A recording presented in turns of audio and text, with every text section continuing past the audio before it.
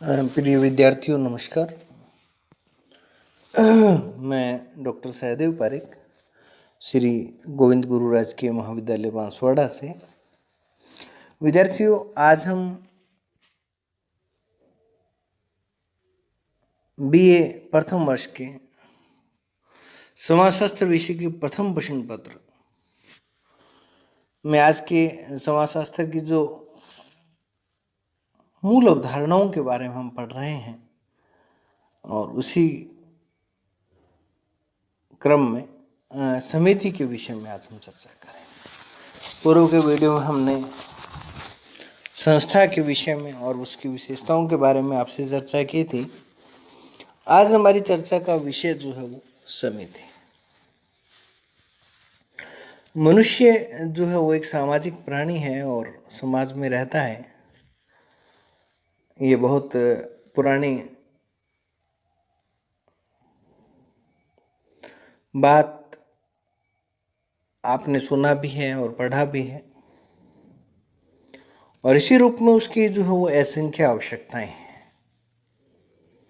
और अपने अस्तित्व को बनाए रखने के लिए और समुदाय में अपने जीवन को ठीक प्रकार से चलाने के लिए उसे किसी न किसी तरह इन आवश्यकताओं की पूर्ति करना आवश्यक होता है। और अपनी इन आवश्यकताओं की पूर्ति के लिए वह कई प्रकार के तौर तरीकों को अपनाता है।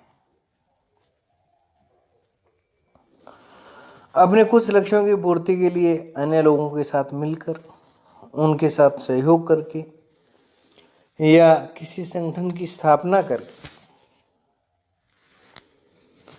कार्य करना ही समिति की अवधारणा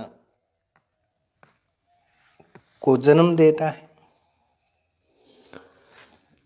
इस प्रकार हम ये कह सकते हैं कि जब कुछ लोग मिलकर अपनी आवश्यकता पूर्ति के लिए या उद्देश्यों की प्राप्ति के लिए एक दूसरे का सहयोग करते हैं, संगठन बना करके प्रयत्न करते हैं, तो इसे ऐसा कोई भी संगठन जो या ऐसे संगठन को ही हम समिति कहते हैं। अब हम बात करते हैं समिति की परिभाषाओं के विषय में। तो मैकाइवर और पेज ने जो समिति की परिभाषा दी है, वो समिति जो है वो मनुष्यों का एक समूह है और जिससे किसी सामान्य उद्देश्य या उद्देश्यों, यानी एक उद्देश्य हो सकता है और बहुत सारे हो सकते हैं, उद्देश्यों की प्राप्ति के लिए संगठित किया गया। फेयरचाइल्ड के अनुसार समिति एक ऐसा संगठनात्मक समूह है जिसका निर्माण सामान्य उद्देश्यों की पूर्ति के लिए किया गया है, जिसका अपना आत्मनिर्भर और प्रशासकीय ढांचा और कार्यकर्ता भी होते हैं। यानी कि संगठनात्मक समूह और निर्माण का जो उद्देश्य है वो उद्देश्य प्राप्ति के लिए, और जिसका अपना आत्मनिर्भर या प्रशासकीय ढांचे की उपस्थिति अपने कह सकते हैं। गिन्सबर्ग ने जो इसकी परिभाषा दी, उस परिभाषा में उन्होंने कहा कि समिति एक दूसरे से संबंध या संबंधित सामाजिक प्राणियों का एक समूह जो इस सत्य पर आधारित है कि उन्होंने किसी निश्चित हित या हितों को पूरा करने के लिए एक सामान्य संगठन निर्मित किया है या बनाया है। और आकबर्न और निमकॉफ की जब परिभाषा की बात करें तो समिति एक ऐसा संगठन है जो प्राय विशेष स्वार्थों की पूर्ति के लिए ही निर्मित किया जाता है और इसका उद्देश्य अपने सदस्यों की विशेष या सामान्य इच्छाओं की संतुष्टि के अतिरिक्त कुछ भी नहीं है। यानी कि एक ऐसा संगठन जो प्राय कुछ विशेष या विशिष्ट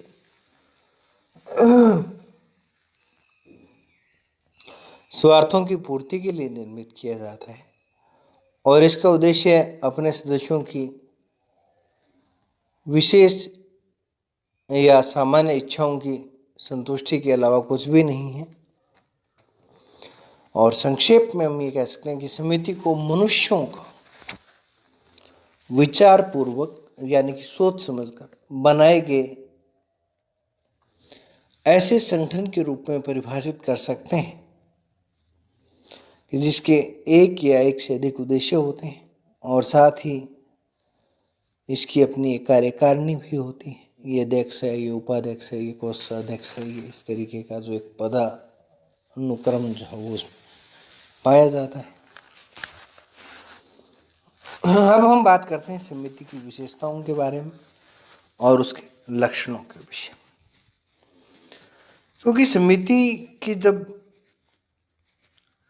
हम विस्तार से चर्चा करें और समिति को और अधिक स्पष्ट रूप से समझना चाहें तो उसके लक्षणों को हमें जानना जरूरी है। पहला लक्षण इसमें है व्यक्तियों का समूह।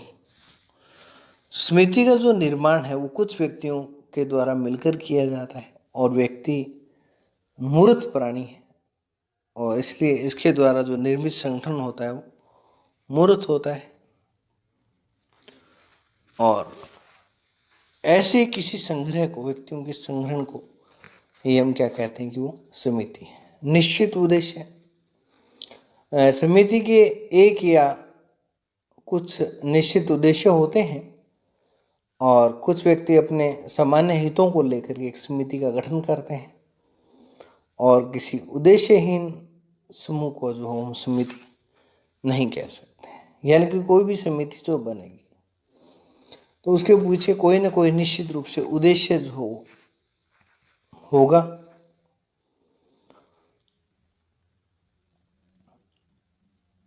और उसके बाद आती है विचारपूर्वक स्थापना। विचारपूर्वक स्थापना कह सकते हैं और हम इसको सोच समझ करके की गई स्थापना भी कह सकते हैं, क्योंकि समिति जो है वो एक विचारपूर्वक स्थापित किया हुआ संगठन माना जाता है। क्योंकि जब बहुत सारे लोग अपने किसी उद्देश्य को लेकर के आपसी सहयोग के आधार पर उन उद्देश्यों को पूरा करना चाहते हैं तो इसके लिए वो एक संगठन का निर्माण करते हैं और इस संगठन को हम क्या कहते हैं, समिति। समिति सहयोग पर आधारित है। वैसे भी पद और प्रतिष्ठा को लेकर के प्रत्येक व्यक्तियों या व्यक्तियों के समूहों में प्रतिस्पर्धा और संघर्ष पाया जाता है, किंतु समिति का जो बनना और बना रहना ये केवल और केवल सहयोग पर ही निर्भर करता है। प्रतिस्पर्धा एवं संघर्ष कार्यप्रणाली में सुधार एवं कतिपय बुराइयों को दूर करने में सहायक हो सकते हैं, किंतु व्यक्ति के लक्ष्यों की प्राप्ति के लिए समिति का निर्माण और स्थायित्व में आधारभूत तत्व जो वो सहयोग को ही माना जाता है।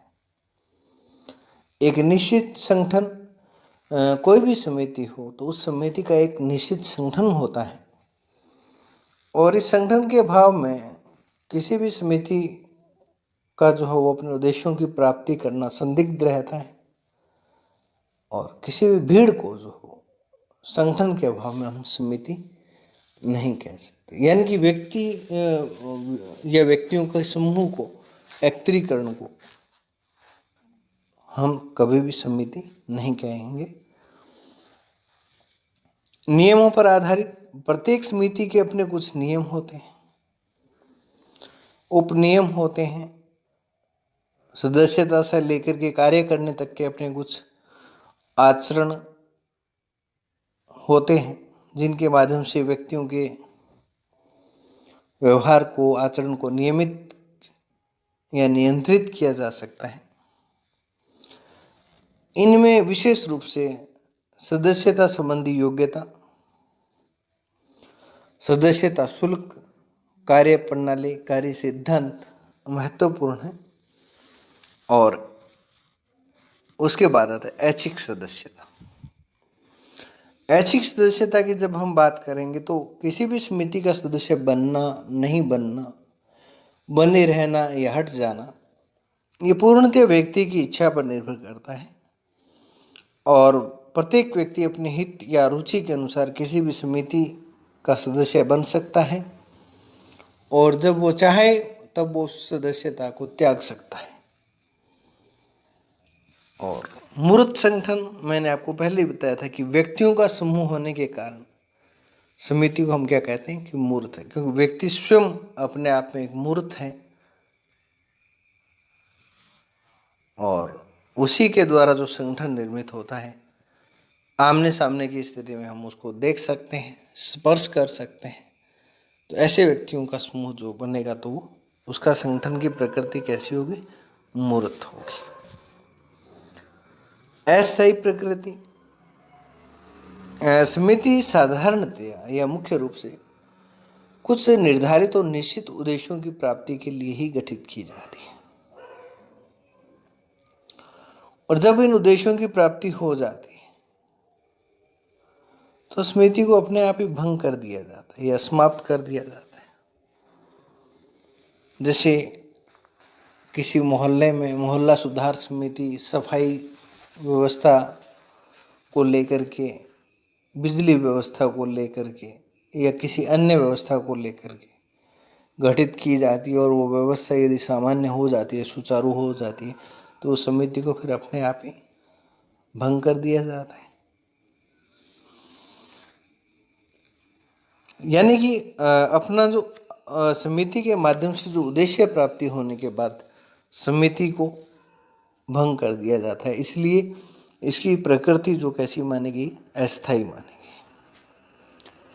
औपचारिक संबंध है, यानी कि समिति के सदस्यों के बीच जो पाए जाने वाले संबंध हैं उनकी प्रकृति कैसी होती है? औपचारिक होती है, फॉर्मल होते हैं और व्यक्ति अपने विभिन्न उद्देश्यों की प्राप्ति के लिए इन समितियों की सदस्यता ग्रहण करता है और इन समितियों के सभी सदस्यों के साथ वह सामान्यतः घनिष्ठता के संबंध स्थापित नहीं कर पाता है और वो संबंध सारे कैसे रहते हैं? फॉर्मल ही रहते हैं, औपचारिक ही रहते हैं। समिति साध्य नहीं होकर के साधन है। देखो, दो चीज़ें होती हैं, एक तो हम कहें कि साधन और एक कहें साध्य।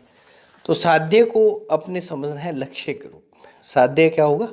लक्ष्य के रूप में। और साधन उस लक्ष्य की प्राप्ति के लिए जो उपकरण, जो प्रणालियां हम जो काम में लेते हैं वो हमारे क्या हो जाएंगे?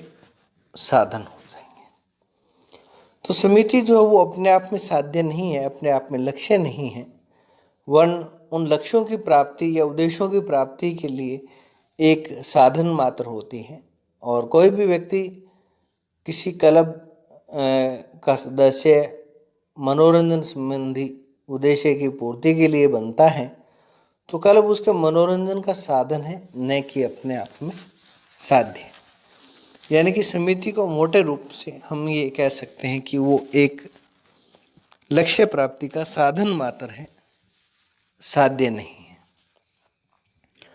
है। उदाहरण के रूप में हम कह सकते हैं कि समिति जो है वो कई प्रकार की हो सकती है। आर्थिक, राजनीतिक, सामाजिक, धार्मिक, शैक्षणिक, सांस्कृतिक और मनोरंजनात्मक समितियां। और कुछ व्यापारिक समितियां, मजदूर संगठन, व्यावसायिक समितियां, सहकारी समितियां, सुधार आंदोलन और राजनीतिक दल हैं, पंचायतें हैं, विभिन्न समाज कल्याण समितियां हैं, धार्मिक समाज है, रामचरितमानस मंडल है, कॉलेज है, वैज्ञानिक समाज है, साहित्य परिषद है, महिला संगठन है या व्यायामशाला है, संगीत मंडल है या कलात्मक समाज है। ये सभी जो है वो क्या है? समितियों के एक उदाहरण है। और कई बार किसी संगठन के विषय में ये भ्रम भी पैदा हो जाता है कि हम उसे समिति माने या नहीं। तो ऐसे संगठनों में परिवार और राज्यों को शामिल हम कर सकते हैं, जिस पर यहाँ समिति के उदाहरण के रूप में विचार किया जा सकता है। धन्यवाद।